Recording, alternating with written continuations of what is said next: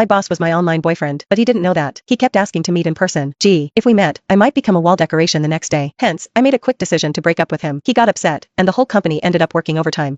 How should I put this? For the sake of my mental and physical health, maybe getting back together with him wouldn't be such a bad idea. I was dating my boss online. Meeting in person? That was never going to happen. He didn't even know his online girlfriend was one of his employees. Lately, my boss had been in a bad mood. Everyone could feel it, so everyone had been extra careful. Even the usual breaks had been cut short. The boss had been working crazy hours, and no one dared leave before him. So, our workdays had stretched to 11 p.m. or 12 a.m., and I was starting to get dark circles under my eyes. My skin had been looking worse, too. To be honest, I felt like I was probably the only one who knew the real reason behind his bad mood, but I couldn't tell anyone. The boss had had his heart broken, and unfortunately, the one who broke his heart was me. He didn't know that, though. It all started when my online boyfriend of 2 years wanted to meet up in person. We met on social media. He had posted something asking for advice. Why can't I find a girlfriend? I clicked on it, and the post said, I'm a man, 6 feet 2 inches, 183 pounds, 25 years old, Ivy League graduate, with a master's in management and engineering. I'm currently the vice president of a listed company, with an annual salary starting at $500,000. I own a car and a house, but my looks are just average. I've never had a girlfriend. So, what's the issue? The comments section was full of sarcastic remarks. Ugh, someone's fishing for compliments. Is this guy living in a dream world? Ivy League grad, just 25, and already a VP? Come on, get real. At least create a more realistic persona. As we all know, only family-run businesses give young people such high positions. But most of those rich kids study abroad. Being in a playful mood, I commented, maybe it's the looks. Post a photo and let's see. Then I closed the app. Not long after, I got a private message from the poster. Hi, can I send it to you privately? Though confused, I enjoy some drama, so I replied, sure. Then he sent me a photo. I almost spat my coffee out. He said he was 6 feet 2 inches? I'd believe 5 feet 0 inches. Maybe. It was a selfie, with his face covered by his hand, and the angle made his head look huge and his body tiny. His hair was sticking up like he'd just used some kind of hair gel, and he was wearing thick black-rimmed glasses, making him look both nerdy and awkward. But despite all that, his face was actually fine. Even though it was partially obscured, I could tell his lips, nose, and eyes all screamed handsome. Still, there was something about him that seemed oddly familiar. I mentally shouted, there are actually guys who don't realize they're good-looking, while zooming in and out of the photo multiple times. With my helpful mindset, I typed out a few tips. Your clothes and selfie skills need work. Try frameless glasses, or better yet, wear contacts. And change your shooting angle. Tilt the phone slightly, making sure the charging port leans toward you. Also, try pants that are a bit looser, like casual black ones. He replied, thank you so much. I didn't think much of it and moved on, but the next day, he sent me photos of his makeover, taking my advice to heart. The day after that, again. Then it went on for a few more days. I was getting tired of it when he suddenly asked if he could add me as a friend on Facebook and offer me a thank you gift. If someone was offering money, I'd be crazy not to take it. So I gave him my profile link. Moments later, an account with a familiar profile picture sent me a friend request. Wait, wasn't this my boss? I panicked, almost accidentally accepting his friend request. My heart sank, and I quickly restricted the visibility of all the previous posts on my feed. My brain raced, wondering if I'd somehow linked my private Facebook account to my company info. Meanwhile, he was typing for what felt like forever before sending a message. Thanks for all the help these past few days. Here's a little something for you. And then, he sent me $7,000 via MetaPay with the note, voluntary gift. I was speechless. I compared his profile with the photo he sent me. Yep, it was the same guy, and he was indeed the boss of my company. I couldn't believe the sheer absurdity of the situation, but, after some hesitation, I accepted the money. After all, he didn't know it was me. The following days, I helped him tweak his photos and appearance, and soon, he was looking a lot better. But just when I thought I could quietly slip away, this guy confessed to me. First came the long, rambling messages, which I skipped over. Then, at the end, it wrote, actually, there's something I've wanted to say for a long time. I have feelings for you. I replied with an, the silence was deafening. Then I sent another, thanks, I guess? He instantly wrote back, huh? I said I have feelings for you. I wrote, and I said thanks. He insisted, no, I'm serious. I replied, I seriously appreciate it. I felt a headache coming on. Was this guy okay? He seemed to pause for a while before asking, regardless, can you give me a chance to pursue you? I didn't reply. That night, I couldn't sleep, something that didn't occur often. The next day onward, he started sending me messages every day, wishing me good morning, good afternoon, and good evening, as well as updates like him heading to work, arriving at the office, and starting his work. So, this was how he was trying to win me over. So impressive. I occasionally responded with short replies, and he seemed thrilled, like he'd won the lottery. I couldn't help myself and finally replied, please, you should read up on how to talk to women. He wrote, huh? I sighed. Great. Things took an unexpected turn a month later. I had been browsing videos of handsome guys and, without thinking, shared one with my best friend, but I accidentally sent it to him instead. I wrote, hot stuff. Wish I could just lick him. He replied with a question mark. By the time I saw the message, it was already too late to unsend it. It was only natural for people to like looking at pretty things, but for some reason, I felt a bit guilty. Just then, a message popped up. Is this your cup of tea? Then, a video arrived. It looked like it was filmed in a gym. The muscles weren't overly bulky, but rather beautifully defined, with smooth lines and a pale skin tone. The perfect V-line curved downward, disappearing into the gray workout pants below. As for the top, well, it was very pink. The man in the video seemed embarrassed, and by the end, his face was bright red. I asked, got more? Send me some more. The response came, more shy videos. I had to admit, this was working for me. I hadn't expected my usually composed boss to be so, well, you know, how should I put it? I found it unexpectedly thrilling. Just as I was enjoying the view, another Another message came through. If you agree to be my girlfriend, I'll send you these every day from now on. I'll make sure you don't need to look at others anymore. There were 4 main desires in life that everyone was after: money, power, fame, and lust. The first 3 didn't interest me, while the last one was definitely tempting. I replied, well, that doesn't sound too bad. It was just an online relationship anyway. Of course, there had to be conditions. No public announcements, no couple avatar, no video calls, no real-life meetings. He wasn't thrilled but agreed. And so, 2 years passed. As he became more stylish, I found myself enjoying his photos and videos more and more. I realized he could pull off all sorts of different looks. Just when I thought everything would continue like this, he suddenly brought up wanting to meet. I quickly wrote back, didn't we agree not to meet? This is just an online relationship, no real-life involvement. He replied, sounding frustrated, I know, I'm sorry, but I really want to meet you. I knew exactly what he was after. A couple of days ago, after my university reunion, a classmate confessed to me. I turned him down, and then he sent me a bunch of gross, cringe-worthy messages. I ended up calling him out on my social media, then deleted and blocked him. Since I was in a relationship now, this guy could see it. It seemed like he wanted to meet up and make his claim on me in person. I knew why we were keeping this whole thing online, and the answer was definitely no. After a week of him pestering me, I got fed up and told him I wanted to break up. He was utterly shocked, as if someone had just poured cold water on him. My phone buzzed with countless calls. Sighing, I turned my phone face down on the table. Just then, my manager, Leah Stouter, called out to me. Loren, take this proposal to Mr. Thompson. Everyone at the company knew Leah was into our boss, Benedict Thompson. Normally, she'd be thrilled to interact with him, but recently, he'd been in a bad mood, and the last time she tried to comfort him, she ended up being scolded, which was embarrassing. Since then, she'd kept her distance. I winced, forcing a smile. Ms. Stouter, I'm still 1 level below him. Isn't it inappropriate to approach him directly? Benedict was my online boyfriend. Although I had his contact through work, we'd never actually interacted. Plus, this proposal had been delayed for so long because Benedict was unhappy with it. Honestly, even when he was in a good mood, he'd still find fault with things, let alone now, when he was clearly upset. This was just her way of pushing me to bear the brunt of the criticism. Leah rolled her eyes. Just do it and stop yapping. Fine. Even though I had seen almost every part of him online, I was still a bit nervous about meeting in person. Besides, he was known for being strict at work, intimidating, even, and extremely sharp-tongued. After hesitating, I pulled out my phone. Since I had suggested breaking up, he'd been sending endless apologies, clearly panicked, but I hadn't replied. I had only suggested breaking up to stand my ground, and since then, I hadn't looked at his messages. 1, because I didn't want to soften, and 2, to show him I wasn't backing down. There was no way we were meeting in person. Breaking up, though, I wasn't completely against. I thought for a moment, then sent a message. We can stay together, but can you behave? I really don't like people who don't keep their promises. He replied immediately, babe, you finally replied. I know I was wrong. I'm sorry. I won't do it again. Then, a crying emoji appeared. I took a deep breath and knocked on the door. The person inside froze, then cleared their throat. Come in. As soon as I walked in, I was drawn to Benedict's slightly red nose. Had he been crying? Noticing my gaze, he awkwardly tapped the desk. Is that the proposal? Just leave it on the desk. You can head back. His mood seemed to have improved. Otherwise, he would have scolded me for skipping levels. A colleague had been fired for going directly to the higher-ups instead of following the proper chain of command. Of course, there were other issues with the colleague's work. They weren't performing and didn't fully follow orders, but it was clear that skipping levels in the office was a major taboo. That proposal still wasn't quite right, so it got sent back. Leah handed it back to me. Left with no choice, I had to stay late to revise it. But Benedict seemed in a better mood today, leaving right on time. Since it was Friday, all the other colleagues, who'd been working late, also left early, so soon it was just me and the receptionist left in the office. I wasn't sure how long the revisions would take, so I told the receptionist to go ahead and leave, promising to turn off all the lights and lock up. Hours passed. Suddenly, I heard the sound of the door unlocking, and I froze, feeling a bit scared. Looking at the time, I realized it was already 10 p.m. Who could be coming now? I tried to calm myself, telling myself there was no such thing as ghosts, but my heart raced as I held my breath and stayed still. A familiar figure appeared, and when I saw his face, I couldn't help but relax. It was Benedict. What are you doing here by yourself? Aren't you going home? He asked, surprised to see me still working. I gritted my teeth inside. Well, it was his fault I was still stuck at work at this hour. This proposal is urgent. I'm worried it won't be feasible if I finish it tomorrow, so I thought I'd work overtime to perfect it tonight. Oh, that proposal. Benedict paused, then walked over to me. Let me explain it in more detail. It'll be easier to revise that way. My heart skipped a beat. Since we'd reconciled, I had to reply to his message, but I didn't want to keep opening my phone, so I had logged into my Facebook account on my computer. What should I do now? Benedict approached, saying, let me see your screen. My mind raced as I slowly navigated on my computer. Just as I had it ready, Benedict said, move over. Let me. Wait a second.